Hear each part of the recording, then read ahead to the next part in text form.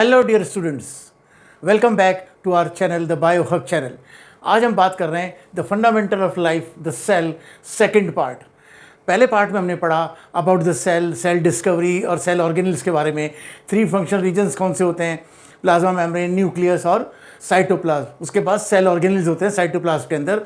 और हमने पढ़ा सेल थ्योरी के बारे में, और हमने डिस्कस किया था about prokaryotic and eukaryotic cells कि प्रोकैरियोटिक क्या होती है, यूकैरियोटिक क्या होती है। ये हम सब डिस्कस कर चुके थे पार्ट 1 में। अब हम स्टार्ट करने वाले हैं पार्ट 2। अब पार्ट 2 जो है वो इम्पॉर्टेंट है। क्यों? क्योंकि अब हम डिस्कस करेंगे फंक्शनल रीजन्स कि प्लाज्मा मेम्ब्रेन क्या होती है, न्यूक्लियस क्या होता है, साइटोप्लाज्म क्या होता है, और साइटोप्लाज्म के अंदर जो डिफरेंट सेल ऑर्गेनल्स हैं उन सेल ऑर्गेनल्स के क्या स्ट्रक्चर होता है, क्या फंक्शन होता है। और ये बोर्ड के सीबीएसई बोर्ड के हिसाब से बात करें या सीबीएसई के आपके जो फाइनल एग्जाम हो रहे हैं उसके अंदर ये इंपॉर्टेंट होता है। किसी भी सेल का, किसी भी सेल ऑर्गेनल का स्ट्रक्चर पूछ लेते हैं या उसका फंक्शन पूछ लेते हैं, या ड्रॉ प्लांट और एनिमल सेल्स, कुछ भी आ सकता है। तो इट इज़ वेरी इंपॉर्टेंट। तो मेरी आपसे रिक्वेस्ट है स्टूडेंट्स कि इस वीडियो को पूरा लास्ट तक देखिए और स्किप ना कीजिए। क्योंकि देखिए स्किप क्या कर रहे हैं आप स्किप कर रहे हैं अपनी पढ़ाई को, अपने किसी इंपॉर्टेंट क्वेश्चन को स्किप कर रहे हैं। आपने हो सकता है जल्दबाजी में स्किप कर दिया और उसी से आपका कोई क्वेश्चन फॉर्म हो गया, तो you are just skipping your marks. तो please don't skip the video, पूरा वॉच करें और एंड तक इसको देखें और समझें। और कोई भी आपके डाउट हो तो please write in a comment box, I will there to guide you. तो now we will start the cell second part. तो सेकेंड पार्ट के अंदर जो फर्स्ट चीज़ हम डिस्कस करने वाले दैट इज सेल वॉल। जैसा मैंने आपको बताया था पिछले पार्ट में कि cell wall is present only in plant cells, it is only present in plant cells. सिर्फ प्लांट सेल के अंदर सेल वॉल होती है जो कि कैसी होती है? Tough and hard. It is a tough and hard protective layer. और प्लांट सेल के अलावा कुछ फंगल सेल्स और कुछ बैक्टीरियल सेल्स के अंदर भी सेल वॉल पाई जाती है। क्लियर? अब ये जो प्लांट सेल है ये कैसी है? प्लांट सेल के बाहर जो सेल वॉल है वो कैसी है? Tough and hard. आप देखिए, आप किसी भी ट्री के पास जाइए, आप नीम के पेड़ के पास गए या आप किसी भी ट्री के पास गए, आप उसकी बार्क को पकड़ के ऐसे नहीं कर सकते कि गुची पुची कैसे हो पेड़, है ना। You can't do this because plant cell के बाहर क्या है? Cell wall which is tough and hard protective layer. जबकि हम डिस्कस करेंगे plasma membrane which is present in animals, तो आप किसी भी एनिमल की स्किन को ऐसे पकड़ सकते हैं बिकॉज इसके अंदर सेल वॉल इज एब्सेंट। तो सेल वॉल हार्ड होती है, टफ होती है। और क्यों होती है? Because it is mainly compose of cellulose. उसका मेन जो कंपोनेंट है दैट इज सेलुलोज। और सेलुलोज क्या करता है? It provide structural strength to the plant cell. वो स्ट्रक्चरल स्ट्रेंथ प्रोवाइड करता है प्लांट सेल को। और जो बैक्टीरियल सेल्स होती है जिनके अंदर सेल वॉल होती है उनके अंदर होता है peptidoglycan. Peptidoglycan is again proteinaceous compound, और ये कंपाउंड जो है ये सेल वॉल को टफ बना रहा है, हार्ड बना रहा है, जैसे सेलुलोज बना रहा है इन प्लांट सेल। अब बात करते हैं सेल वॉल की, तो फंक्शन की। सेल वॉल के फंक्शन के first and most important function is protection. Protection किसका? Intracellular organelles. जो सेल के अंदर ऑर्गेनिल्स हैं, प्लास्टिड्स हैं, न्यूक्लियस है, वैक्यूल्स हैं, माइटोकॉन्ड्रिया हैं, जो भी सेल ऑर्गेनिल्स हैं उन सेल ऑर्गेनिल्स को प्रोटेक्शन कौन देता है? The cell wall. और it withstand with hypotonic medium. Hypotonic medium क्या होता है? और ये टोनिसिटी के ऊपर बेस्ड मीडियम्स जो होते हैं वो क्या होते हैं वो डिस्कस करेंगे अगले टॉपिक पे। तो ये हाइपोटोनिक जो मीडियम होता है उससे विथ स्टैंड करता है ताकि सेल जो है वो बस्ट नहीं हो सके। अगर प्लांट सेल को हाइपोटोनिक सॉल्यूशन में रखते हैं तो देर आर चांसेस वो बस्ट हो सकती है, बट ये सेल वॉल जो है ये उसको प्रिवेंट करती है कि बस्टिंग ना हो जब उसको हाइपोटोनिक सॉल्यूशन में रखा जाए। तो सॉल्यूशन क्या होता है वो भी हम आगे डिस्कस करेंगे। तो this is the important cell wall. Plasma membrane और सेल मेम्ब्रेन। प्लाज्मा मेम्ब्रेन बोलो या सेल मेम्ब्रेन बोलो, बात एक ही है। तो plasma membrane is a thin and flexible layer present in plant and animal cell both. Plant cell में भी होती है, एनिमल सेल में भी होती है, और ये थिन और फ्लेक्सिबल होती है। मैंने कहा था ना कि आप इसको पकड़ सकते हो, आप किसी भी एनिमल की स्किन को पकड़ सकते हो because the outermost covering is made up of plasma membrane और cell membrane which is thin and flexible. और जो प्लाज्मा मेम्ब्रेन होती है it is made up of lipids and proteins. ये लिपिड और प्रोटीन्स की बनी हुई बाई लेयर है।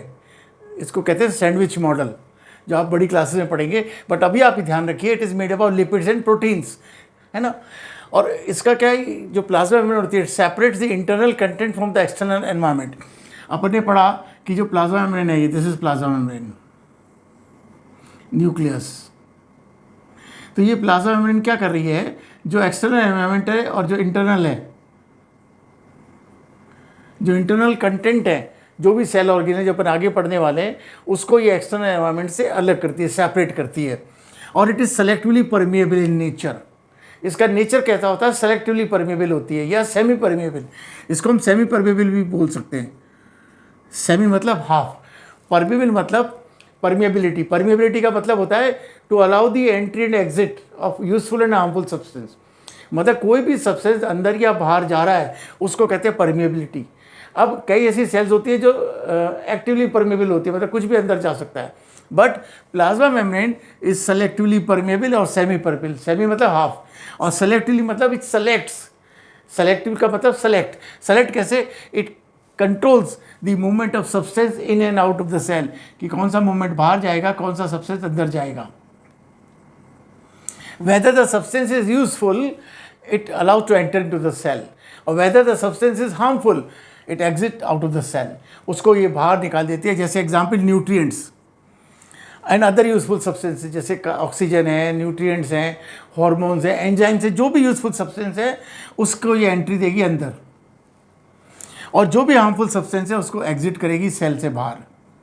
तो सेलेक्टिवली परमिएबल होगी, मतलब ये सिलेक्शन कर रही है, whether the substance is useful अंदर आ जाओ, अगर सेलेक्टिव मतलब यूजफुल नहीं है बाहर जाओ। तो this is the main function that it is selectively permeable. It controls the movement of substance in and out of the cell. अंदर बाहर ये उसको कंट्रोल करती है। अब बात करते हैं इसके फंक्शन की। फंक्शन प्रोटेक्टिव इन नेचर, ये प्रोटेक्शन दे रही है तो प्रोटेक्टिव हो गई। हेल्प्स इन कम्युनिकेशन, जो इसके आसपास की सेल है, जो ये दूसरी सेल है, यहाँ जो सेल है इसके बीच में कम्युनिकेशन, एडजेसेंट सेल, आसपास की सेल्स। अगर आगे पढ़ोगे आप plasmodesmata. Plasmodesmata is just like Windows. होता है ना बहुत सारे घरों में ऐसे छोटी सी विंडोज़ निकली रहती है जहाँ से कि पड़ोसी ने हमसे शक्कर मांग लिया, हमने उसको नमक दे दिया, नमक ले लिया, शक्कर दे दी, कुछ भी यूज़फुल सब्सटेंस। आज हमारे घर में ये त्यौहार है, ये अच्छा बनाए, आप ले लो।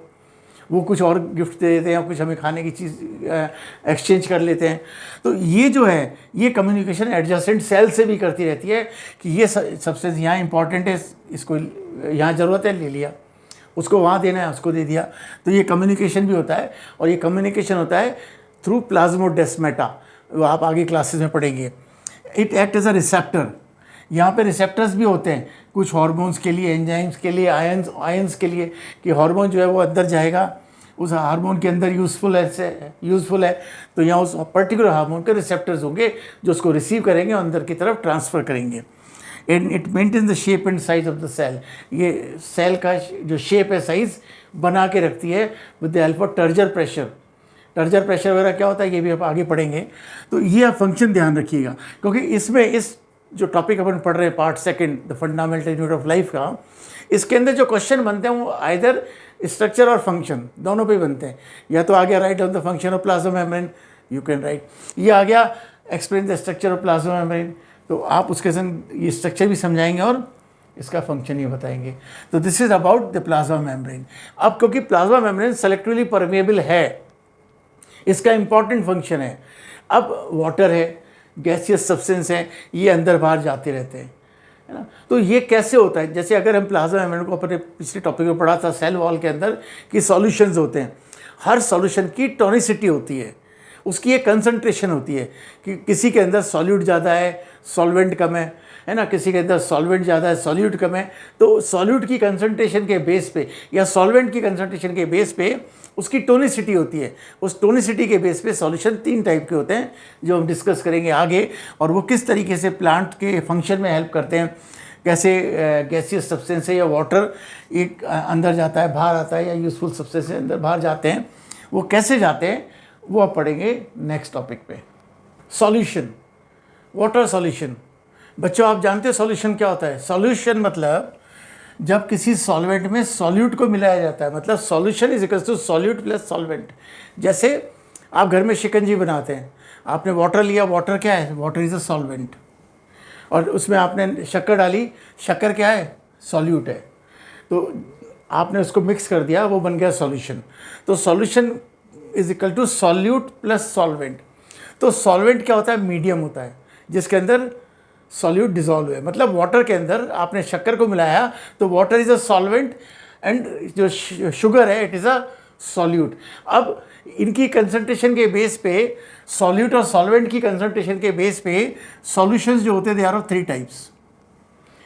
Three types. कैसे अपन डिस्कस करते हैं, मैं आपको बहुत इजी वे में समझाता हूँ, इसको आप बड़े ध्यान से समझिएगा। और इसको आपने एक बार समझ लिया तो आप इसको नहीं भूल सकते, आपको रटने की ज़रूरत नहीं है, आप इसको अपने आप ही एक्सप्लेन कर सकते हैं।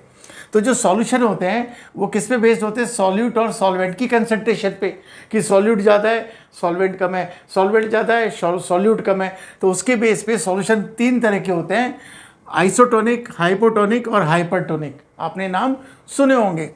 आइसोटोनिक, आइसो वर्ड का मतलब होता है सेम और सिमिलर, और टॉनिक मतलब कंसंट्रेशन।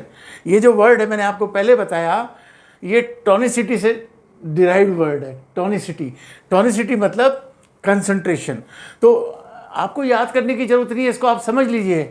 आइसोटोनिक मतलब सेम, आइसो मतलब सेम और टोनिक मतलब कंसंट्रेशन। तो कहने का मतलब the concentration of solute is same as that of solvent, मतलब सॉल्यूट और सॉल्वेंट दोनों बराबर हैं। इस कंडीशन के अंदर जो ये आइसोटोनिक है, आइसो मीन्स सेम, सिमिलर, तो सॉलिड भी उतना ही है, सॉल्वेंट भी उतना ही है।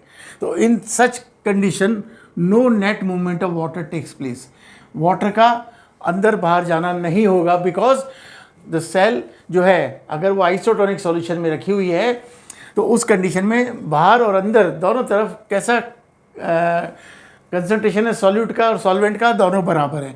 तो जब दोनों बराबर है तो there will be no net movement of water.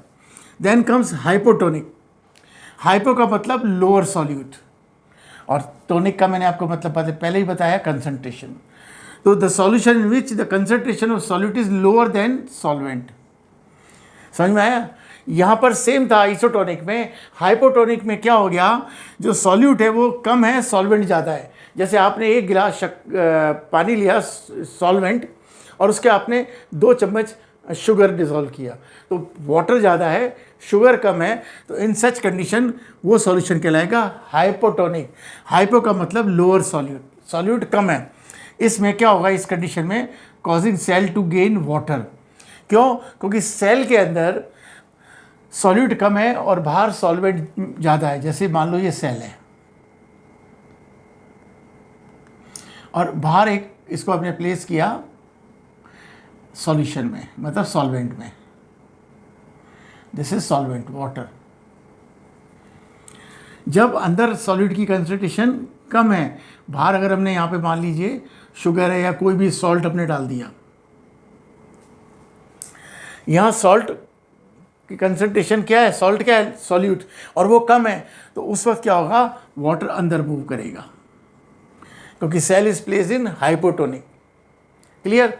तो ये हाइपोटोनिक है, जब सॉल्यूट की कंसंट्रेशन कम है उस कंडीशन में सेल जो है वाटर को एब्जॉर्ब करेगी। Third is hypertonic.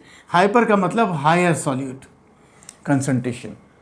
जब सॉल्यूट कंसंट्रेशन हायर है, यहाँ पर सॉल्ट ज़्यादा है, तो उस वक्त क्या होगा, वाटर का मूवमेंट बाहर की तरफ होगा, वाटर बाहर आएगा। क्यों? The concentration of solute is higher than the solvent. Solvent से ज़्यादा है सॉल्यूट, ऐसा सॉल्यूशन कहलाएगा हाइपरटोनिक। और उसमें क्या होगा, the cell to lose water और श्रिंक। जब सेल के अंदर से, ये दिस इज सेल, जब वाटर बाहर जाएगा तो क्या होगा, सेल का जो साइटोप्लाज्म है वो श्रिंक हो जाएगा, और उसको कहते हैं plasmolysis. Term is known as plasmolysis. जो प्लाज्मा है, प्रोटोप्लाज्म, वो अंदर श्रिंक हो रहा है। क्यों? क्योंकि पानी बाहर आ रहा है। और क्यों आ रहा है? क्योंकि सेल को हमने किस सॉल्यूशन में रखा है, हाइपरटोनिक, जहाँ पर हायर कंसंट्रेशन है, तो वाटर विल मूव आउटसाइड। अब बच्चे कहाँ कंफ्यूज होते हैं, आइसोटोनिक समझ में आ गया, सेम है, बट हाइपो और हाइपर में कई बार कंफ्यूज हो जाते हैं कि हाइपो में सॉल्यूट कंसंट्रेशन ज़्यादा होती है या हाइपर में ज़्यादा होती है, या हाइपर में कम होती है, हाइपो में ज़्यादा होती है। तो ये कन्फ्यूजन के लिए आप एक और चीज़ ध्यान रखिए, हाइपो यहाँ कितने अल्फ़ाबेट से 4, हाइपर में कितने 5। तो जब यहाँ पर अल्फ़ाबेट्स का नंबर ज़्यादा है तो इसका मतलब सॉल्यूट कंसंट्रेशन भी ज़्यादा है। यहाँ अल्फ़ाबेट्स हाइपो के अंदर 4 ही हैं, कम है इससे, तो इसका मतलब सॉल्यूट कंसंट्रेशन कम है। ये भी आप एक याद करने का तरीका हो सकता है। तो ऐसे ही तरीक़ों से अपने आपको प्रिपेयर करते हैं कि हमसे जो हमारी जो गलतियाँ हैं, मिस्टेक्स है, वो मिनिमाइज़ हो जाए, है ना। कि हमें कंफ्यूज हो गए कि हाइपो में कंसंट्रेशन ज़्यादा थी या हाइपर में कम थी, कन्फ्यूजन आ गया eight the time of exam, तब आप क्लिक कर लीजिए सर ने क्या बताया, हाइपो के अंदर 4 अल्फ़ाबेट्स है, इसका मतलब इसकी कंसंट्रेशन कम है। क्यों? क्योंकि हाइपर से अल्फ़ाबेट्स कम है। हाइपर में 5 अल्फ़ाबेट से HYPER, तो वहाँ अल्फ़ाबेट ज़्यादा है तो सॉल्यूट की कंसंट्रेशन भी ज़्यादा है। आपको ये लिखना नहीं है, सिर्फ आपको समझने के लिए। तो ये जो वर्ड्स हैं आइसोटोनिक, हाइपोटोनिक, हाइपरटोनिक, ये अपने आप में ही अपने आप को डिफाइन कर रहे हैं, बस आपको समझने का इसको। क्लियर? तो इस तरीके के मैं आपको टाइम टू टाइम आपको गाइड करता चलूँगा किस तरीके से इसको डेफिनेशन को आप अच्छी तरह से याद कर सकते हैं। कोई आपको रटने की या मगअप करने की कोई ज़रूरत नहीं है। बायो को आप एक बार समझ लीजिए, वो ऐसा ही रहने वाला है। क्लियर? तो ये और इससे रिलेटेड कोई भी आपकी क्वेरी हो, कुछ भी आपको समझ में नहीं आया हो, आप कमेंट बॉक्स में कमेंट कर सकते हैं, मैं आपको रिप्लाई करूँगा। प्लस ये सारी चीज़ें आपको मिलेगी मेरे टेलीग्राम चैनल पे, और टेलीग्राम चैनल का लिंक मिलेगा डिस्क्रिप्शन बॉक्स में। तो आप उस लिंक के थ्रू टेलीग्राम चैनल को भी ज्वाइन कर लीजिए, वहाँ से भी आपको सारी डिटेल इन्फॉर्मेशन मिलती रहेगी। क्लियर? और साथ ही साथ स्टूडेंट्स, द चैनल जो हमारा चैनल है द बायो हब, इसको भी आप लाइक, शेयर और सब्सक्राइब कर लीजिए, और बेल आइकॉन को प्रेस कर लीजिए ताकि हर नोटिफिकेशन आपको मिलता रहे टाइम टू टाइम। तो जितने भी मेरे नए वीडियोज़ हैं या पुराने वीडियोज़ हैं, आप प्लेलिस्ट में जाकर उन वीडियोज़ को भी पढ़ सकते हैं और उसकी हेल्प ले सकते हैं। तो दिस इज़ अबाउट सॉल्यूशन। अब जब सेल को सॉल्यूशन में रखते हैं, तो अभी हमने पढ़ा कि पानी बाहर जाता है, पानी अंदर जाता है। इस कंडीशन में सेल जो है वाटर गेन कर रही है, इस कंडीशन में सेल वाटर लूज़ कर रही है। तो ये वाटर और का जो मूवमेंट है अंदर बाहर सेल के, वो कैसे होता है, कौन कौन से प्रोसेस होते हैं, वो होता है डिफ्यूजन और ऑस्मोसिस। अब डिफ्यूजन क्या होता है, ऑस्मोसिस क्या होता है, वो हम पढ़ेंगे नेक्स्ट टॉपिक में। Movement of substances or water takes place through two processes. First is diffusion and second is osmosis. जो मूवमेंट ऑफ सब्सटेंसेज, जो भी यूजफुल सब्सटेंसेज प्लाज्मा मेम्ब्रेन से आते हैं अंदर और बाहर जाते हैं सेल के, हमने पढ़ा था कि plasma membrane is selectively permeable. वो बहुत सारी सब्सटेंसेज को अंदर आने देती है और कुछ को अंदर नहीं आने देती। और वाटर का मूवमेंट होता है अगेंस्ट कंसंट्रेशन ग्रेडियंट। तो ये डिफ्यूजन और ऑस्मोसिस कैसे होता है, अब पहले हम डिस्कस करते हैं डिफ्यूजन। डिफ्यूजन की डेफिनेशन, डिफ्यूजन क्या है, it's a movement of substances from higher concentration to the lower concentration. Higher concentration to lower concentration is called diffusion. यहाँ पर बच्चों अपने को कोई सब्सटेंस का अपने को सॉल्यूट या सॉल्वेंट कुछ नहीं लिखना है। आपको क्या लिखना है, सिंपल सा, कि movement of substances from higher to lower. आपको ये याद रखना है कि इसमें मूवमेंट कहाँ से होता है, हायर से होता है लोअर की तरफ। जैसे आप इसको देखिए, यहाँ पर कंसंट्रेशन सब्सटेंस की हाई है।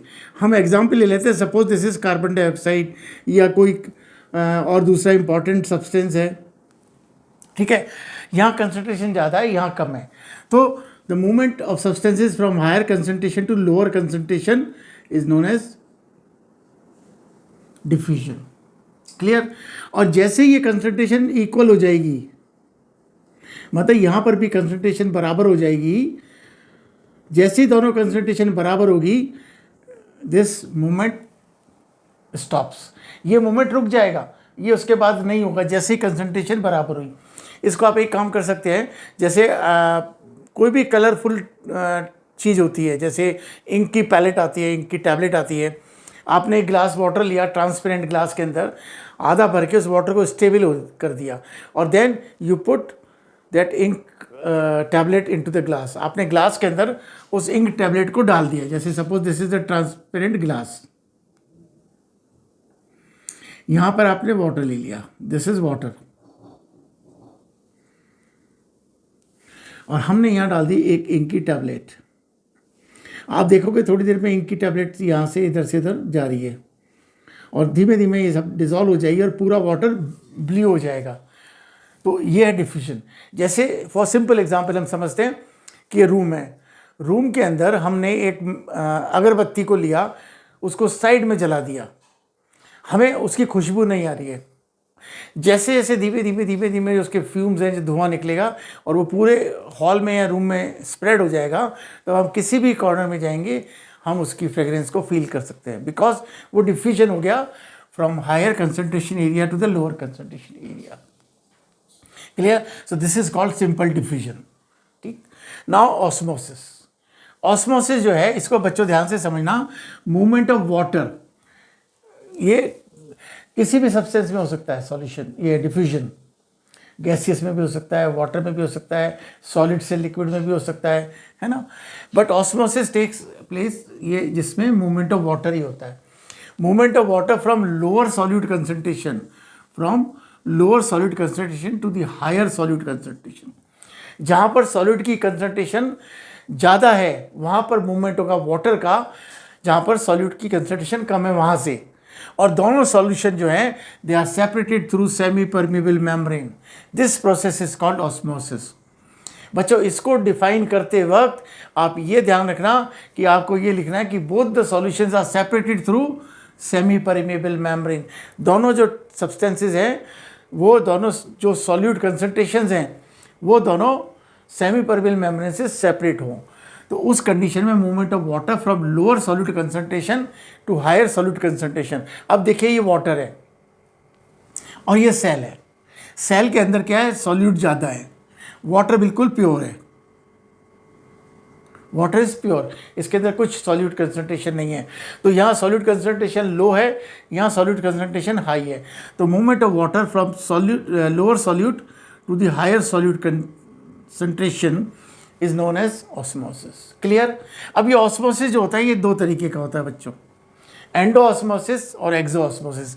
एंडो का वर्ड मतलब होता है इनसाइड, मतलब movement of water from outside to the inside cell, मतलब बाहर से अंदर की तरफ जो मूवमेंट हो रहा है, this is the example of endo osmosis. और एक्सो मतलब आउटसाइड, मतलब movement of water from inside to the outside, कि जो ये सेल से अगर मूवमेंट बाहर की तरफ हो रहा है then it is known as exo osmosis.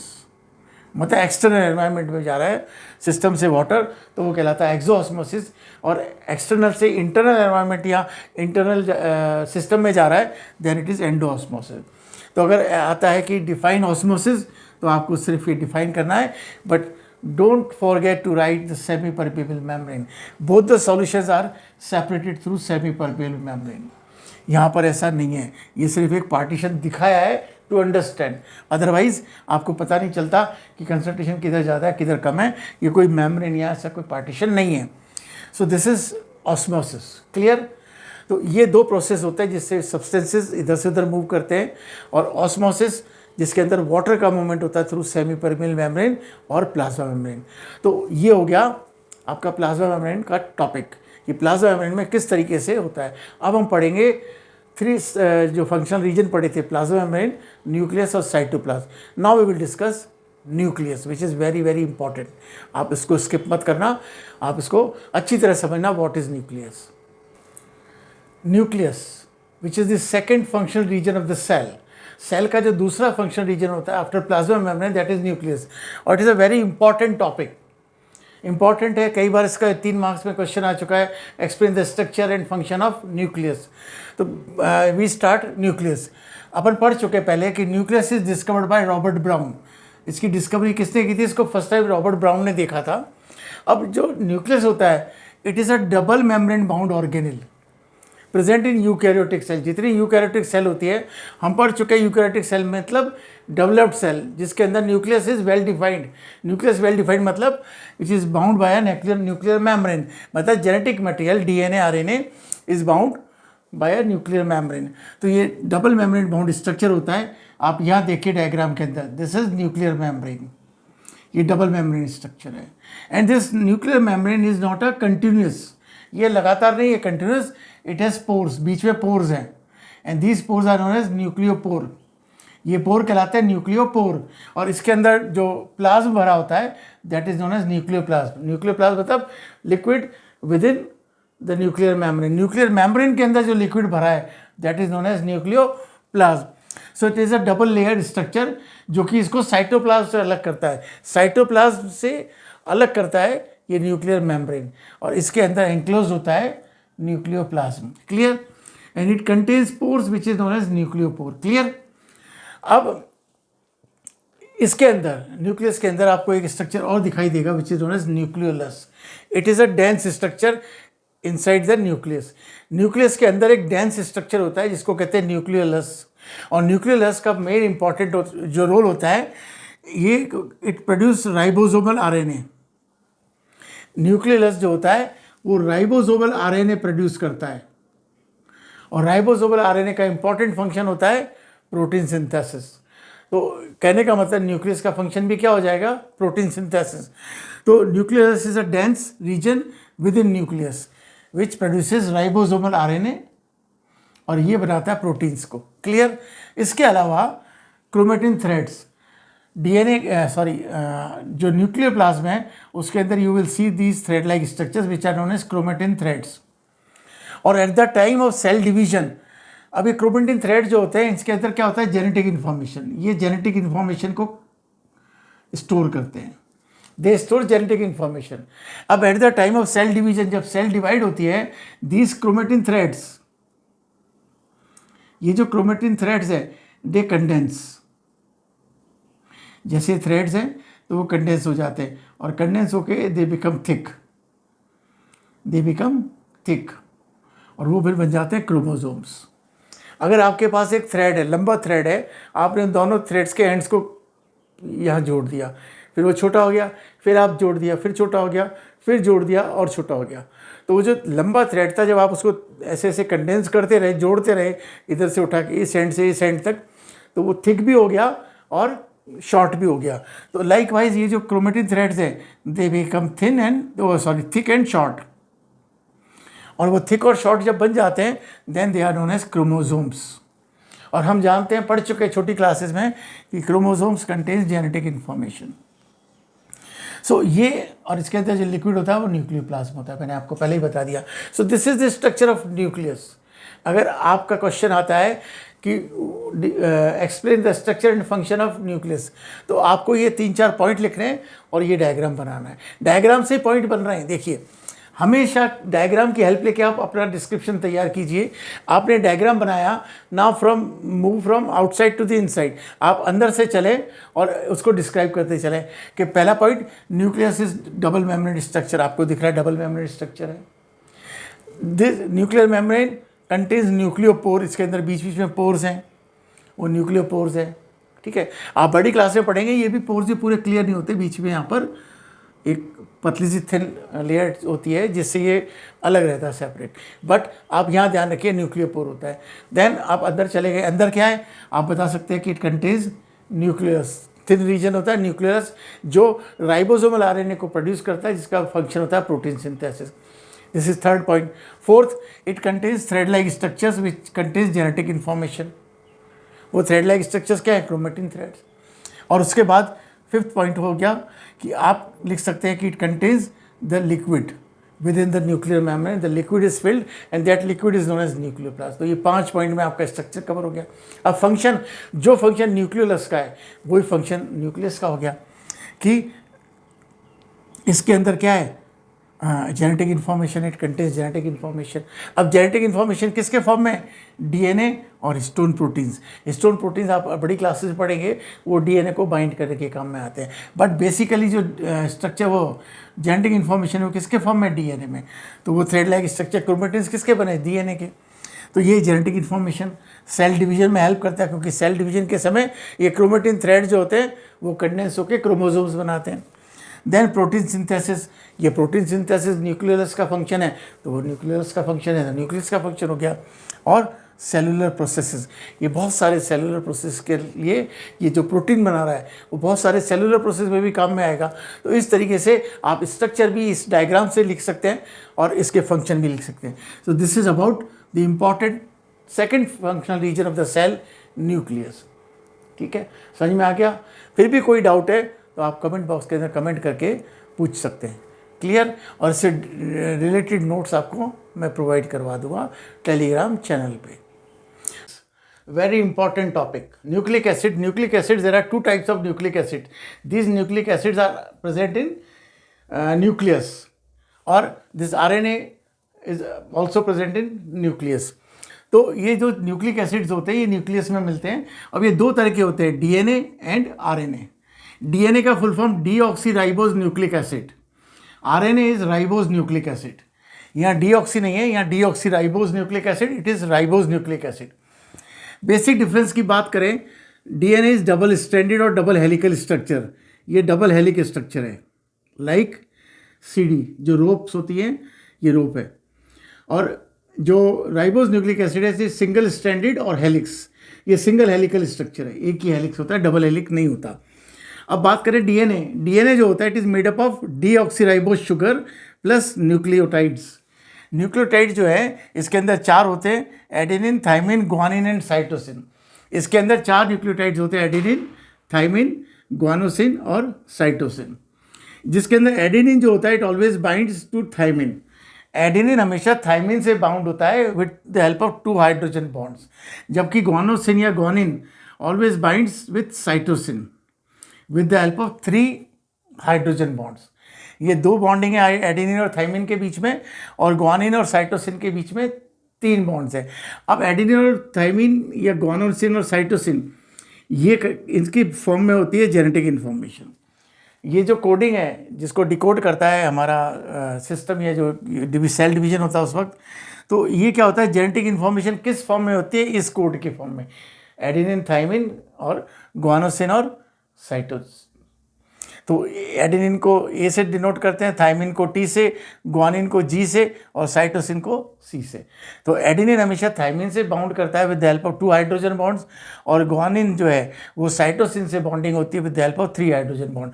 और जो जेनेटिक इन्फॉर्मेशन डीएनए स्टोर करता है वो इसी के फॉर्म में होती है, इन्हीं 4 न्यूक्लियोटाइड्स के फॉर्म में होती है। जबकि आरएनए जो कि सिंगल स्ट्रैंडेड स्ट्रक्चर है, वो डीएनए की तरह डबल हेलिकल नहीं है, वो सिंगल हेलिक्स है, और इसके अंदर राइबोज शुगर होती है जो कि 5 कार्बन शुगर है। ये भी 5 कार्बन शुगर है, बट यहाँ पर एक ऑक्सीजन की कमी होती है, इसलिए इसको कहते हैं डीऑक्सीराइबोज। जबकि ये राइबोज है कंप्लीट 5 शुगर कार्बन शुगर और न्यूक्लियोटाइड्स। न्यूक्लियोटाइड के अंदर होता है एडेनिन, ग्वानिन और साइटोसिन, और थाइमिन की जगह वहाँ पे होता है यूरेसिल। मतलब यहाँ पर एडेनिन जो है वो यूरेसिल से बाउंड होता है, थाइमिन नहीं होता, थाइमिन की जगह यूरेसिल होता है, ये इसके उसमें रहती है। तो एडेनिन हमेशा यूरेसिल, थाइमिन और साइटोसिन। अब इनके आप कहोगे सर ये डबल हेलिकल नहीं है, बट कई बार जब ये इस तरीके से सर्कुलर हो जाता है तो यहाँ कई बार ये ऐसी स्ट्रक्चर बना सकता है। और इम्पॉर्टेंट रोल किसमें, प्रोटीन सिंथेसिस और जेनेटिक मटेरियल होता है कुछ सेल के अंदर। RNA is a genetic material, ऐसी सेल को कहते हैं रेट्रोवायरसेस, उनको कहते हैं रेट्रोवायरस। मतलब वो सेल जिनके अंदर आरएनए जो है वो जेनेटिक मटेरियल होता है, ऐसी सेल्स को कहते हैं रेट्रोवायरस। क्लियर, ये 1 मार्क में आप ध्यान रखना।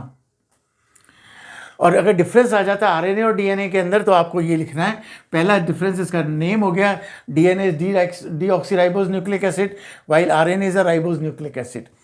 DNA is double helical structure, ये डबल हेलिकल स्ट्रक्चर है, made up of deoxyribose sugar and nucleotide plus phosphate. और ये भी ribose sugar, nucleotide plus phosphate, ये 3 चीज़ों से मिलकर बना होता है। और इसके अंदर जो न्यूक्लियोटाइड्स होते हैं वो होते हैं एडेनिन, थाइमिन, ग्वानिन, साइटोसिन। यहाँ पर थाइमिन की जगह होता है यूरेसिल, और इसका इंपॉर्टेंट फंक्शन क्या है, इट कंटेन्स जेनेटिक इन्फॉर्मेशन, जो सेल डिवीजन के वक्त ये पास करता है न्यू सेल के अंदर, है ना, वो सेल डिवीजन में पढ़ेंगे। और ये जेनेटिक मटेरियल भी हो सकता है, उन सेल्स को कहते हैं रेट्रोवायरस, और वैसे इंपॉर्टेंट रोल होता है इसका प्रोटीन सिंथेसिस के अंदर राइबोन्यूक्लिक एसिड्स का। So these are the 2 nucleic acids. The third functional region of the cell is cytoplasm, और cytoplasm is the important part of the cell after plasma membrane and nucleus. Cytoplasm होता क्या है, cytoplasm is a jelly like substance, ये एक jelly like substance होता है which is present in between plasma membrane and nucleus. Plasma membrane, this is plasma membrane and this is nucleus. Plasma membrane और nucleus के बीच में जो space है, that space is filled with a jelly-like substance known as cytoplasm, present between plasma membrane and nucleus. It is a jelly-like fluid medium. Consists of water, salts, iron, enzymes and various other organic substances. इसके अंदर क्या होता है, mainly water. Water के साथ इसके अंदर salts हैं, एंजाइम्स हैं, ऑर्गेनिक सब्सटेंसेस हैं जैसे प्रोटीन्स हैं, है ना, एंजाइम्स हैं, एंजाइम्स आर आल्सो प्रोटीन्स। तो ये सब चीज़ें इसके अंदर डिजॉल्व स्टेट में होती हैं। और जितने भी सेलुलर प्रोसेसेस है, मेटाबॉलिक रिएक्शंस है, वो सारी मेटाबॉलिक रिएक्शंस कहाँ होती है? साइटोप्लाज्म के अंदर। तो cytoplasm plays important role in the functional part of the cell. अगर बात करें साइटोप्लाज्म के अंदर दो चीज़ें होती हैं। First is the liquid portion known as cytosol. Cytosol क्या है? साइटोसॉल साइटोप्लाज्म का लिक्विड पार्ट है। It is a fluid portion of cytoplasm is known as cytosol. अब साइटोसॉल के अंदर ही मेनली मेटाबॉलिक रिएक्शंस होती हैं। जो मेटाबॉलिक या बायोकेमिकल रिएक्शन सेल के अंदर होती है वो कहाँ होती है? Cytosol portion of the cytoplasm. जैसे एग्जाम्पल ग्लाइकोलाइसिस, रेस्पिरेशन के अंदर ग्लाइकोलाइसिस है, प्रोटीन सिंथेसिस है, वो सब कहाँ होता है? साइटोप्लाज्म के अंदर। और सेकंड चीज होती है इसके अंदर cell organelles. Cell organs like mitochondria है, गोल्जी एपरेटस है, एंडोप्लाज्मिक रेटिकुलम है, राइबोसोम्स है, लाइसोसोम्स है। These all cell organelles remain suspended in the cytoplasm और साइटोसॉल। वो साइटोसॉल के अंदर सस्पेंडेड होते हैं। जैसे माइटोकॉन्ड्रिया, ये कहीं पर भी हो सकता है। लाइसोसोम्स हैं, राइबोसोम्स हैं, एंडोप्लाज्मिक रेटिकुलम है। तो ये जो चीज़ें हैं these are the cell organelles. और ये सेल ऑर्गेनिल्स जो हैं वो कहाँ सस्पेंड रहते हैं? इस लिक्विड मीडियम के अंदर, साइटोसॉल के अंदर। और साइटोप्लाज्म का मेन और इंपॉर्टेंट फंक्शन क्या है? All metabolic processes, example glycolysis, protein synthesis takes place in the cytoplasm. So this is the third functional region of the cell. पहला हम पढ़ चुके प्लाज्मा मेम्ब्रेन, सेकंड न्यूक्लियस पढ़ चुके, थर्ड इज साइटोप्लाज्म। अब cytoplasm के अंदर क्या चीज़ होती है? सेल ऑर्गेनिल्स, जैसे माइटोकॉन्ड्रिया है ना, लाइसोसोम, एंडोप्लाज्मिक रेटिकुलम, राइबोसोम्स। तो अब हम पढ़ेंगे इनके बारे में कि इनका स्ट्रक्चर क्या होता है, इनका फंक्शन क्या होता है, वो सब चीज़ें हम पढ़ेंगे, which is very important. Mitochondria is also known as power house of the cell. Power house of the cell का मतलब क्या होता है स्टूडेंट्स? पावर हाउस का मतलब होता है जहाँ से हमें पावर मिलती है, जहाँ से लाइट आती है, इलेक्ट्रिसिटी आती है हमारे घरों में, एनर्जी आती है। तो एनर्जी के लिए ये power house of the cell कहलाता है, क्योंकि power house of the cell का मतलब ये हमारी बॉडी के अंदर, सेल्स के अंदर एनर्जी जनरेट करता है। It is also known as energy bank. कैसे? We will discuss it. तो mitochondria is a double membrane bound structure. ये डबल मेम्ब्रेन बाउंड स्ट्रक्चर देखिए इधर, ये आउटर मेम्ब्रेन और इनर मेम्ब्रेन। तो ये दो मेम्ब्रेन से बाउंड स्ट्रक्चर होता है which is present in the cytoplasm और it is found scattered. Scattered मतलब इसकी कोई फिक्स पोजीशन नहीं है कि आपको सेल के अंदर यहीं ड्रॉ करना है। ये साइटोप्लाज्म में कहीं पर भी हो सकता है। And the number of mitochondria in the cytoplasm और in the cell depends on the function of the cell, कि वो सेल कितनी फंक्शनल है। अगर ज़्यादा फंक्शनल है, ज़्यादा एनर्जी चाहिए तो ज़्यादा माइटोकॉन्ड्रिया होंगे।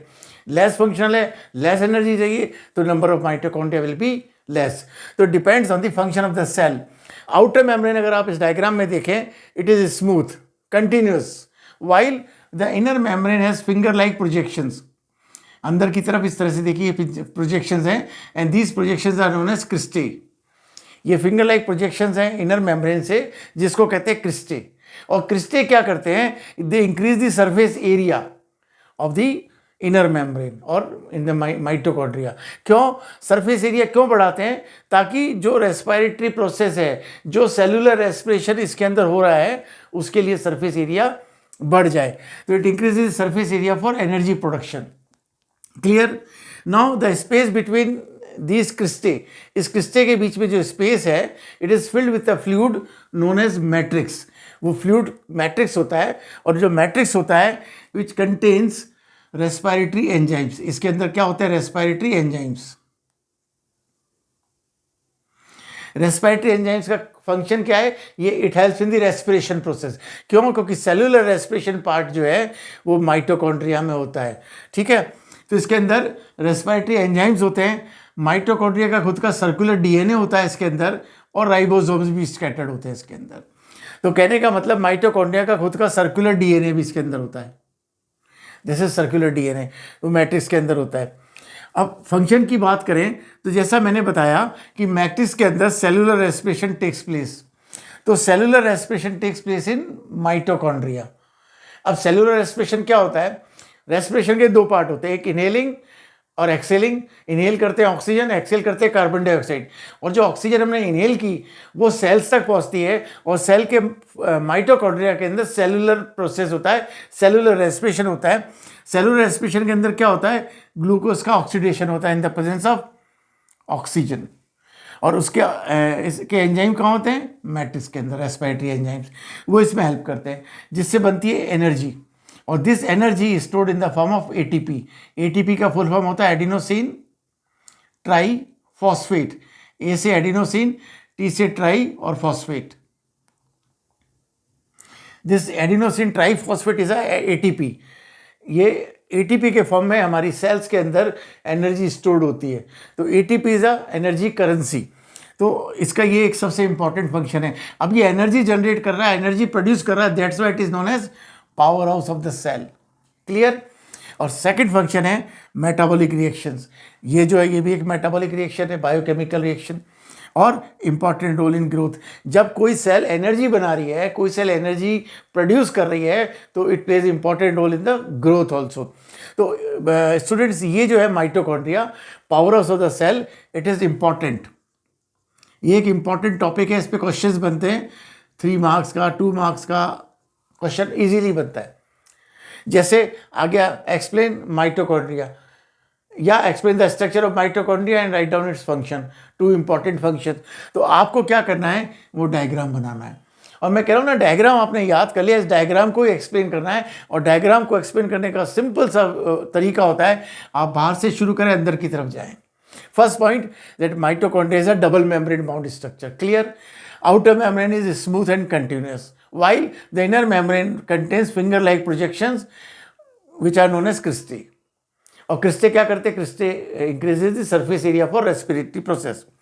In between cristae there are space which is filled with a liquid matrix, and this matrix contains respiratory enzymes. ठीक है? अब respiratory enzymes होते हैं मैट्रिक्स के साथ साथ, it contains circular DNA. ये इसका circular DNA है, प्लस इट कंटेन्स राइबोसोम्स। ठीक है, ये हो गया इसका स्ट्रक्चर। अब फंक्शन की बात आई तो respiration is the main function, और आप उसके अंदर ये भले ही मत लिखो, दिस इज टू अंडरस्टैंड, आप लिखो cellular respiration takes place in mitochondria which forms और विच रिलीज एनर्जी, और this energy is stored in the form of ATP. Metabolic processes होते हैं इसके अंदर, और इसका इंपॉर्टेंट रोल होता है ग्रोथ के अंदर।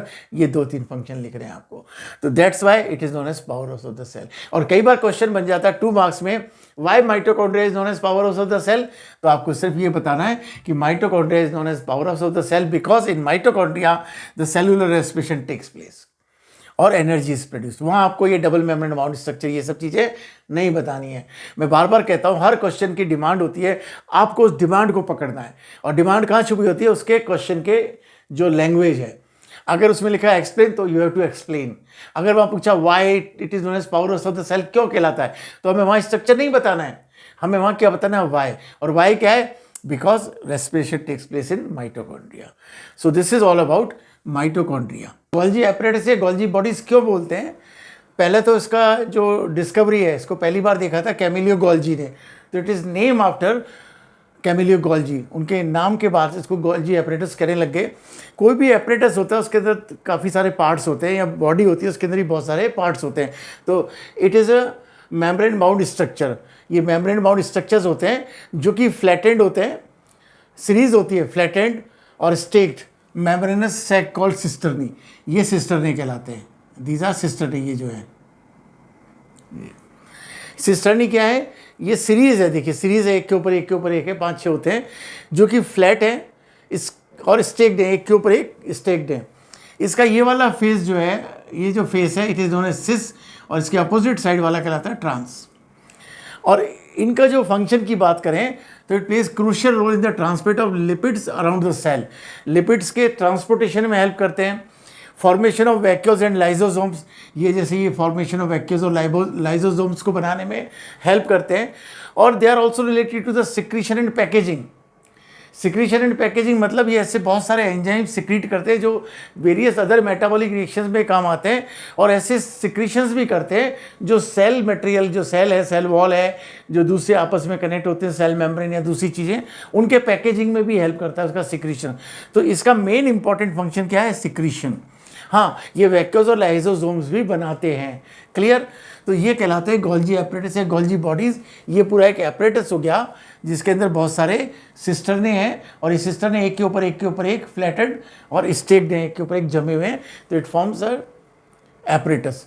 तो कैमिलिया गोल्जी के नाम से इनको गोल्जी बॉडीज कहा गया। Next is lysosomes. Lysosome is a single membrane bound structure. ये सिंगल मेम्ब्रेन बाउंड स्ट्रक्चर है, found scattered in the cytoplasm. इसकी भी कोई लोकेशन फिक्स नहीं होती, ये भी कहीं पर भी हो सकता है। क्लियर।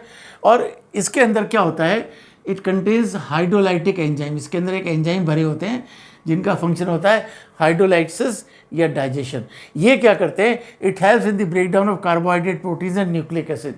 न्यूक्लिक एसिड दो होते हैं, डीएनए एंड आरएनए, जो आप आगे पढ़ेंगे, डीएनए एंड आरएनए। डीएनए मतलब डीऑक्सी राइबो न्यूक्लिक एसिड और आरएनए मतलब राइबोज न्यूक्लिक एसिड। तो ये दो न्यूक्लिक एसिड्स होते हैं जो कि अंदर इनका डाइजेशन होता है लाइजोसोम्स के अंदर। अब इसके फंक्शन की बात करें तो पहला इंपॉर्टेंट फंक्शन क्या हो गया इसका, हाइड्रोलाइसिस या digestion. Digestion is the main important function अगर हम इसकी बात करें फंक्शंस की। Second, destruction of pathogens. जितने भी डिजीज कॉजिंग ऑर्गेनिज्म सेल के अंदर एंटर करते हैं जो सेल को हार्म कर सकते हैं, कोई वायरस है, कोई बैक्टीरिया है या कोई और दूसरे पैथोजेंस हैं। पैथोजेंस मतलब डिजीज कॉजिंग ऑर्गेनिज्म। तो जब वो सेल के अंदर एंटर करते हैं तो उसको डाइजेस्ट करके ख़त्म या किल कौन करता है, लाइजोसोम के अंदर जो हाइड्रोलाइटिक एंजाइम से। क्लियर। तो डिस्ट्रक्शन ऑफ पैथोजन। अब lysosomes are also known as suicidal bags. Suicidal bag क्यों कहते हैं, सुसाइड का मतलब होता है अपने ही द्वारा अपने आप को ख़त्म कर देना। तो जब कई बार एक्सीडेंटली या प्रेशर के चेंज होने में सेल के अंदर इंटरनल प्रेशर जब बढ़ जाता है एक्सीडेंटली, ये जो लाइजोसोम्स हैं ये ब्रेक हो जाते हैं, टूट जाते हैं और हाइड्रोलाइटिक एंजाइम इज रिलीज्ड। तो वो रिलीज ऑफ एंजाइम क्या करता है, वो सेल के जो दूसरे पार्ट्स हैं, दूसरे सेल ऑर्गेनिल्स हैं, जैसे गोल्जी एपरेटस है, माइटोकॉन्ड्रिया है, एंडोप्लाज्मिक रेटिकुलम है, राइबोसोम्स है, न्यूक्लियस है, उन सबको डाइजेस्ट करने लग जाता है और it causes the death of the cell. तो सेल के ऑर्गेनिल द्वारा ही, सेल के ऑर्गेनिल से ही सेल की पूरी डेथ हो गई, सेल डेड हो गई। That's why it is also known as suicidal bags. तो कई बार ये 1 मार्क या 2 मार्क्स क्वेश्चन में भी आ जाता है, why lysosomes are known as suicidal bag. तो मैंने पहले बोला वाई का मतलब आपको वो चीज़ बतानी है, क्यों, वाई, वॉट नहीं है, स्ट्रक्चर नहीं पूछा है, एक्सप्लेन नहीं है। तो आपको ये सब नहीं बताना है, आपको कहना है कि lysosomes are known as suicidal bags because it contains hydrolytic enzyme जिसका फंक्शन होता है डाइजेशन, और एक्सीडेंटली और इंक्रीज और change in the turgor pressure of the cell, और अंदर जो इंटरनल प्रेशर के चेंज होने से ये बर्स्ट हो जाता है और release of enzyme causes the death of the cell by digesting different cell organelles. दूसरे सेल ऑर्गेनिल्स को डाइजेस्ट करके ये सेल को ख़त्म कर देता है। That's why it is known as suicidal bags. Plasmic reticulum, in short we write ER। ER means endoplasmic reticulum. Endoplasmic reticulum जो होती है, it is a network of membranes within the cytoplasm. Cytoplasm के अंदर ये network होता है पूरा इस तरीके से, ये एक्सटेंड करता है न्यूक्लियर मेम्ब्रेन से साइटोप्लाज्म से लेके सेल मेम्ब्रेन तक, प्लाज्मा मेम्ब्रेन तक भी जाता है, या बीच बीच में भी ये होता है। तो ये जो मेम्ब्रेन्स नेटवर्क है, this is known as endoplasmic reticulum और ER। अब endoplasmic reticulum is of 2 types, first is rough ER और सेकेंड इज स्मूथ ER। इस rough endoplasmic reticulum means ribosomes are present on the endoplasmic reticulum. जैसे for example this is rough, तो rough के ऊपर यहाँ पर ribosomes attach होते हैं, इसके ऊपर राइबोसोम्स मिलते हैं। तो राइबोसोम्स जब अटैच होते हैं एंडोप्लाज्मिक रेटिकुलम पे तो इट गिव्स रफ अपीयरेंस, वो रफ हो जाता है सरफेस। क्यों? क्योंकि उसके ऊपर ग्रैनुलर स्ट्रक्चर होता है राइबोसोम्स का। तो ऐसी ER या ऐसी एंडोप्लाज्मिक रेटिकुलम कहलाती है rough endoplasmic reticulum. On the other hand side smooth endoplasmic reticulum means the ribosomes are absent. यहाँ पे राइबोसोम्स अटैच नहीं है, तो राइबोसोम्स आर एब्सेंट। तो ऐसी एंडोप्लाज्मिक रेटिकुलम कहलाती है स्मूथ एंडोप्लाज्मिक रेटिकुलम।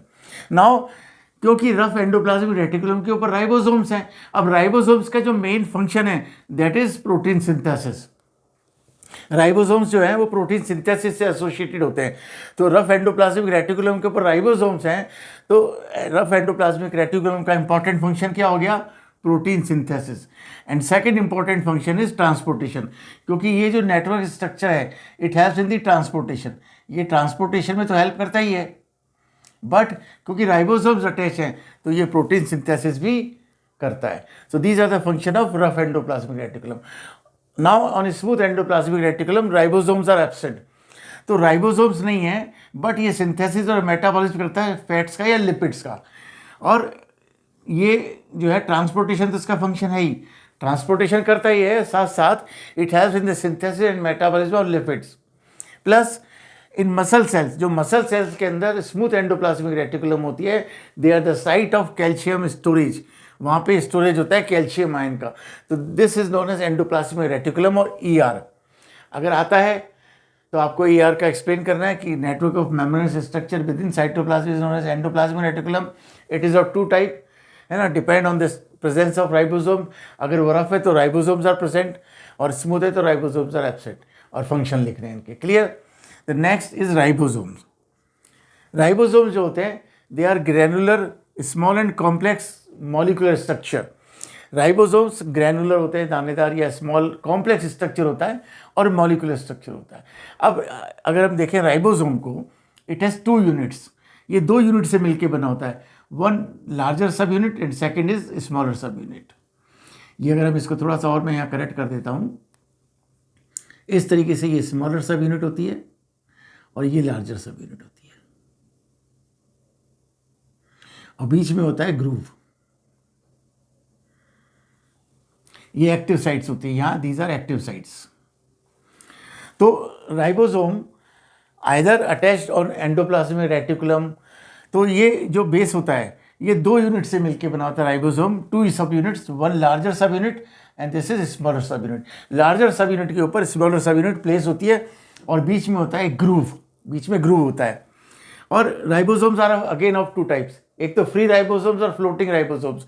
जो साइटोप्लाज्म है इसके अंदर ये फ्रीली फ्लोट होते हैं, वो राइबोसोम्स होते हैं, या अटैच टू ईआर, या ये एंडोप्लाज्मिक रेटिकुलम पे अटैच भी होते हैं। तो free ribosomes floats in cytoplasm और bound ribosomes attached on ER, clear. अब राइबोसोम्स का इंपॉर्टेंट फंक्शन क्या है? Protein synthesis. Protein synthesis is the main important function of ribosome. और जब प्रोटीन सिंथेसिस होता है तो उसके अंदर जो मैसेंजर आरएनए होता है, मैसेंजर आरएनए के अंदर जो कोड्स होते हैं वो अभी अपन पढ़ेंगे न्यूक्लिक एसिड के अंदर, तो जो कोड होता है उसको डिकोड करता है राइबोसोम्स। यहाँ पर मैसेंजर आरएनए अटैच हो जाता है, ये मैसेंजर आरएनए, तो इसकी कोडिंग डिकोडिंग यहाँ होती है। मैसेंजर आरएनए पे ऐसे कोड्स होते हैं,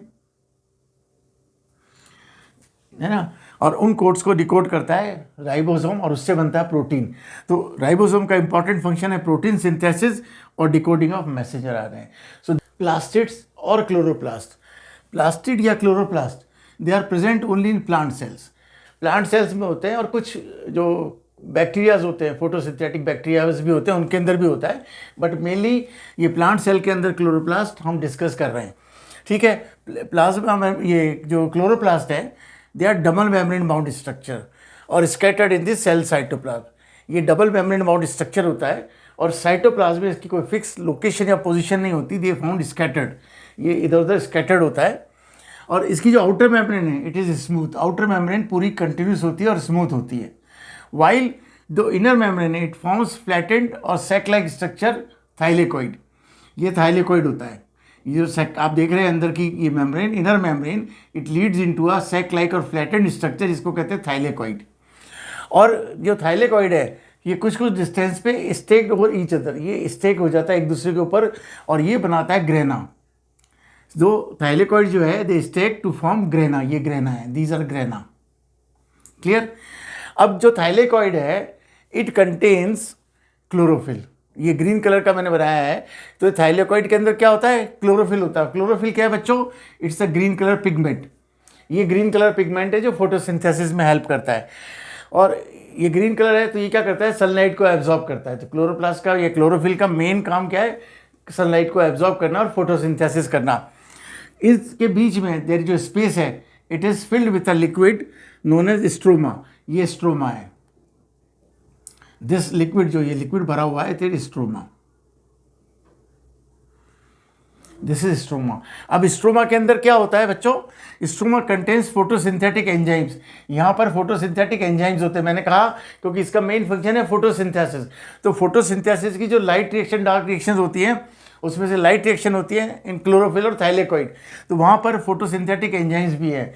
इसके अंदर खुद का डीएनए होता है, सर्कुलर डीएनए, जो हमने पढ़ा था माइटोकॉन्ड्रिया का भी होता है, यहाँ इसका सर्कुलर डीएनए होता है और इसके अंदर राइबोसोम्स भी होते हैं। Plus it possess the starch granules, ये ग्रेनुल फॉर्म में स्टार्च भी होता है इसके अंदर, which is a reserve food material. और दो ग्रेना के बीच में जो थाइलेकोइड है, it is known as stroma lamellae, वो कहलाता है स्ट्रोमा लेमिले। ये दो ग्रेना है, उसके बीच का जो थाइलेकोइड है that is known as stroma lamellae. तो स्ट्रोमा लेमिले, थाइलेकोइड और grana, all these three things contains green colour pigment chlorophyll. इस पर मल्टीपल चॉइस क्वेश्चन बन सकता है और बन भी जाता है कि the chloroplast contains chlorophyll in these structure. पहला stroma lamellae, thylakoid, grana and all of the above. अब बच्चा जैसे ही पहला देखता है थाइलेकोइड, उसके दिमाग में क्लिक होता है थाइलेकोइड सर ने बताया था कंटेन्स क्लोरोफिल। अरे भाई, सर ने बताया था थाइलेकोइड के अंदर क्लोरोफिल होता है, बट जो ग्रेना है और जो स्ट्रोमा लेमिले, ये भी पार्ट किसका है? थाइलेकोइड का। तो इसका करेक्ट आंसर होगा ऑल ऑफ द अबव, कि स्ट्रोमा लेमिले के अंदर भी पिगमेंट है क्लोरोफिल, ग्रेना के अंदर भी है, थाइलेकोइड के अंदर भी है। तो ये एक इंपॉर्टेंट क्वेश्चन हो जाता है। अब आती है बात कि क्लोरोप्लास्ट का या प्लास्टिक का फंक्शन क्या है। जैसे इसकी मेन फंक्शन की बात करें, मैंने बताया इट एब्जॉर्ब सनलाइट, और सनलाइट को एब्जॉर्ब करके फोटोसिंथेसिस करता है, जिससे फूड बनता है स्टार्च। तो इसका फंक्शन है photosynthesis and absorption of sunlight. आप इसको दो पॉइंट बना सकते हो। ये main function is absorb sunlight और फोटोसिंथेसिस, जिससे स्टार्च बनता है। प्रोटीन सिंथेसिस भी होता है, क्यों? क्योंकि राइबोसोम में तो प्रोटीन सिंथेसिस भी होगा। फैटी एसिड्स का सिंथेसिस भी क्लोरोप्लास्ट करता है। क्लियर? और ये एक ऑटोनोमस बॉडी क्यों है? क्योंकि इसका खुद का डीएनए है, ये अपने आप को रीजनरेट कर सकता है, अपने आप को बना सकता है, because it has own DNA. ठीक है, तो this is the all about chloroplast. Chloroplast का स्ट्रक्चर या फंक्शन, ये एक इंपॉर्टेंट टॉपिक है for your exam. Vacuoles, again vacuoles are single membrane bound structure. ये सिंगल मेम्ब्रेन बाउंड स्ट्रक्चर होते हैं, फाउंड स्कैटर्ड, ये भी स्कैटर्ड होते हैं, इनकी लोकेशन भी कोई फिक्स नहीं होती साइटोप्लाज्म में। और जो सिंगल मेम्ब्रेन बाउंड स्ट्रक्चर, इसकी मेम्ब्रेन को कहते हैं टोनोप्लास्ट।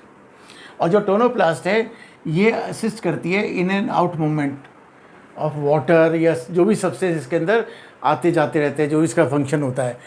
तो अब बात करें वैक्यूल्स की, इसका साइज़ वेरी करता है।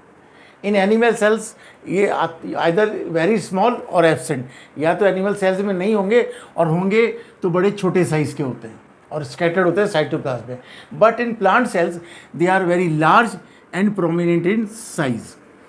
प्लांट सेल के अंदर ये बड़े होते हैं और प्रोमिनेंट साइज होता है इनका प्लांट सेल के अंदर, जबकि एनिमल सेल के अंदर आइदर एब्सेंट और वेरी स्मॉल इन साइज। अब बात करें इसकी फंक्शन की, तो storage of nutrients like amino acid, sugar, ions, इनको ये स्टोर करता है। न्यूट्रिएंट्स को स्टोरेज का काम करता है vacuole. Vacuole also helps in the waste removal, ये वेस्ट रिमूवल भी करता है, विच हेल्प्स इन द डिटॉक्सिसिटी। डिटॉक्सिसिटी मतलब ये डिटॉक्स करता है बॉडी के अंदर से टॉक्सिक सब्सटेंस को बाहर निकालता है, रिमूवल ऑफ हार्मफुल सब्सटेंस। और सबसे बड़ा important function, it maintains the turgor pressure by regulation of water concentration. अगर इसके अंदर वाटर ज़्यादा है सेल के अंदर, तो ये वाटर को अंदर स्टोर करके बाहर के जो सेल है साइटोप्लाज्म में, उसके टर्जर प्रेशर को मेंटेन करता है ना। और अगर टर्जर प्रेशर कम है, सेल फ्लेक्सिड हो रही है, तो ये वाटर को बाहर भी निकालता है। तो it helps to maintain the turgor pressure by regulation of water concentration. PH और आयन बैलेंस को भी मेंटेन करता है, क्योंकि वाटर का जब मूवमेंट कर रहा है तो सेल की पीएच को और आयोनिक बैलेंस को भी मेंटेन करेगा। प्लस वैक्यूल्स में कंटेन कलर, कुछ कंडीशन में फ्लावर्स के अंदर जो वैक्यूल्स है, फ्रूट्स के अंदर जो वैक्यूल्स है, वो कलर्स भी कंटेन करते हैं, जिससे फ्लावर्स को कलर मिलता है और फ्रूट्स भी कलरफुल होते हैं, येलो या ग्रीन या ऑरेंज। तो जो भी उसका कलर होता है वो वैक्यूल्स के अंदर होता है। तो this is the structure of vacuole, जो टोनोप्लास्ट से कवर्ड स्ट्रक्चर है, single membrane bound. Another structure present in the cytoplasm is cytoskeleton. As the name suggest, cyto का मतलब सेल, साइटो वर्ड किससे रिलेट करता है? सेल से, और स्केलेटन मतलब फ्रेमवर्क। तो फ्रेमवर्क या नेटवर्क ऑफ प्रोटीन फाइबर्स, जिनको माइक्रोफिलामेंट्स या माइक्रोट्यूब्यूल्स भी कहते हैं, ये माइक्रोफिलामेंट्स होते हैं, माइक्रोट्यूब्यूल्स स्ट्रक्चर्स होती हैं। तो ये नेटवर्क या फ्रेमवर्क तैयार करता है, साइटोस्केलेटन कहते हैं इसको, क्योंकि सेल का स्केलेटन एक बेसिक फ्रेमवर्क। जब ये साइटोस्केलेटन है, फ्रेमवर्क है सेल का, ये सेल का शेप और साइज भी मेंटेन करता है और also helps the movement. Cell के अंदर जो मूवमेंट्स हैं, सेल के मूवमेंट्स हैं, उनको भी एक रेगुलेट करता है और it assist in intracellular transport. ये अंदर सेल के अंदर ट्रांसपोर्टेशन को भी हेल्प करते हैं साइटोस्केलेटन। तो cytoskeleton as the name suggest, cyto means cell और स्केलेटन मतलब फ्रेमवर्क। और वो फ्रेमवर्क किसका बना होता है? प्रोटीन फाइबर्स का, जिसको माइक्रोफिलामेंट्स भी कहते हैं या माइक्रोट्यूब्यूल्स भी कह सकते हैं। और ये क्या करते हैं? सेल के अंदर ट्रांसपोर्टेशन में भी हेल्प करते हैं, साथ साथ सेल के शेप को मेंटेन करते हैं, क्योंकि ये फ्रेमवर्क है। जैसे हमारी बॉडी के अंदर स्केलेटन है, वो हमारी बॉडी का फ्रेमवर्क है। बॉडी के स्केलेटन जो है वो बॉडी के शेप को मेंटेन किया हुआ है। इसी तरह से ये साइटोस्केलेटन होते हैं जो सेल के शेप को मेंटेन करते हैं। सेल डिवीजन, सेल डिवीजन जो है बच्चों, ये एक बहुत इंपॉर्टेंट एस्पेक्ट है सेल का। जब सेल पूरी तरह से मैच्योर हो जाती है, when cell attains maturity, maturity मतलब उसका साइज, जो उसकी ग्रोथ है वो पूरा हो चुकी है, कंप्लीट, वो मैच्योर हो चुकी है। तो पूरी मैच्योर सेल, पूरी ग्रोन सेल जो है, it undergoes division to form daughter cell. ये जो है पूरी तरह से मैच्योर सेल है, इसको कहते हैं पेरेंट सेल। और ये पेरेंट सेल जो है ये डिवाइड होती है मैच्योरिटी के बाद टू फॉर्म 2 डॉटर सेल। तो ये नई सेल कब बनी? सेल डिवीजन के बाद। तो सेल डिवीजन होता है जब सेल पूरी मैच्योर हो जाती है और फिर वो नई सेल्स बनाती है, तो उसको कहते हैं सेल डिवीजन। अब ये सेल डिवीजन 2 तरीके से होता है। There are 2 types of cell division. First is mitosis and second is meiosis. पहला डिवीजन माइटोसिस होता है, दूसरा मियोसिस होता है। पहले हम डिस्कस करेंगे माइटोसिस को। माइटोसिस को इक्वेशनल डिवीजन भी कहते हैं। It is also known as equational division. क्यों कहते हैं इक्वेशनल डिवीजन? तो माइटोसिस की अगर अपन डेफिनेशन को देखें, division in which the parent cell undergoes division to form 2 daughter cells with equal number of chromosome as in parent cell. मतलब parent cell के अंदर अगर यहाँ देखो, ये पेरेंट सेल है, इसके अंदर अगर 4 क्रोमोसोम हैं, तो डॉटर सेल के बाद जो 2 डॉटर सेल बनी उनके पास भी 4 क्रोमोसोम होंगे। मतलब equal number of chromosomes pass to the daughter cell. तो ये इक्वेशनल डिवीजन कहलाया, इक्वल नंबर। तो डॉटर सेल, अगर पेरेंट सेल के पास अगर 4 क्रोमोसोम हैं, तो डॉटर सेल के पास भी 4 क्रोमोसोम पहुंचेंगे। ऐसा डिवीजन कहलाता है माइटोसिस या इक्वेशनल डिवीजन। और ये माइटोसिस कहाँ होता है? हमारी बॉडी में या प्लांट की बॉडी में भी। इट अकर्स इन सोमेटिक और वेजिटेटिव सेल्स। सोमेटिक और वेजिटेटिव सेल्स का मतलब होता है वो cells which are related to growth and repair. अगर हमारे हाथ में कट लग गया, चोट लग गई, कोई स्क्रैच हो गया, तो वो जो चोट भरती है वहाँ पर सोमेटिक सेल्स होती है, और वहाँ जो सेल का डिवीजन होता है, जो नई सेल्स बनती हैं, वो माइटोसिस से बनती हैं। और माइटोसिस क्या होता है? जिसके अंदर जो क्रोमोसोम्स हैं, they pass the same number to the daughter cell. Daughter cell के अंदर उतने ही क्रोमोसोम पास होते हैं जितने पेरेंट सेल के अंदर होते हैं। इसको कहते हैं इक्वेशनल डिवीजन। और ये जो है अक्सर होता है सोमेटिक सेल्स या वेजिटेटिव सेल्स में। और ये पूरा डिवीजन एक स्टेप के अंदर कंप्लीट होता है। उस एक स्टेप के अंदर 4 फेजेज होती हैं, prophase, metaphase, anaphase and telophase. तो जब सेल का डिवीजन होता है तो पहले न्यूक्लियस डिवाइड होता है स्टूडेंट्स, पहले न्यूक्लियर डिवीजन होता है, उसके बाद साइटोप्लाज्म का डिवीजन होता है। तो न्यूक्लियर डिवीजन की 4 स्टेप्स होती है, प्रोफेज, मेटाफेज, एनाफेज, टेलोफेज। ये इसी सीरीज में होती है। प्रोफेज के बाद मेटाफेज, मेटाफेज के बाद एनाफेज, देन टेलोफेज। और टेलोफेज के बाद सेल जो है वो साइटोप्लाज्म को डिवाइड करके 2 डॉटर सेल्स बन जाती हैं। ये कहलाता है माइटोसिस। क्लियर? अब meiosis, meiosis is a reductional division.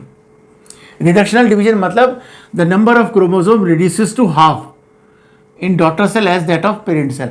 मतलब जो पेरेंट सेल के अंदर क्रोमोसोम नंबर है उसका हाफ हो जाता है डॉटर सेल के अंदर। जैसे अगर हम बात करें, ये पेरेंट सेल है और पेरेंट सेल के अंदर क्रोमोसोम नंबर 4 है, तो यहाँ पर हो जाएगा 2 और यहाँ पर हो जाएगा 2। उसके बाद ये फर्दर डिवाइड होगी। ये पहला फर्स्ट स्टेप कहलाएगा, ये दूसरा स्टेप, और दूसरे स्टेप में सिंगल क्रोमोसोम, मतलब 2 क्रोमोसोम हो जाएंगे। तो जो 4 सेल्स बनी, मैं आपको क्लियर लिख देता हूँ यहाँ पर, आपको कन्फ्यूजन नहीं हो। यहाँ भी 2 क्रोमोसोम्स आएंगे, यहाँ भी 2, यहाँ भी 2, यहाँ भी 2। तो जो पेरेंट सेल जिसके अंदर 4 क्रोमोसोम थे, वो कितने में रिड्यूस हो गया? हाफ। तो जो डॉटर सेल्स आई, यहाँ पे आप समझो इसको, डॉटर सेल 4 बनी और चारों के अंदर क्रोमोसोम नंबर आधा हो गया, उसको कहते हैं मियोसिस या रिडक्शनल डिवीजन। मतलब the number of chromosome reduces to half, that's why it is known as reductional division. Clear? अब meiosis is a long process, और ये होता कहाँ है? It occurs in the germ cells. Germ cells हमारी इन sales में नहीं होता, सोमेटिक सेल्स होती है जो ग्रोथ से रिलेटेड होती है, उनमें तो माइटोसिस होता है। जर्म सेल्स मतलब जो हमारे रिप्रोडक्शन की सेल्स हैं, जो रिप्रोड्यूस करती हैं, रिप्रोडक्शन में इन्वॉल्व होती हैं, जैसे हमारे टेस्टिस के अंदर होती हैं सेल्स, तो वहाँ वो जर्म सेल्स होती है, उनके अंदर ही होता है मियोसिस। और ये लॉन्ग है, लॉन्ग प्रोसेस है, 2 स्टेप्स में कंप्लीट होता है। Meiosis first and meiosis second कहते हैं उसको।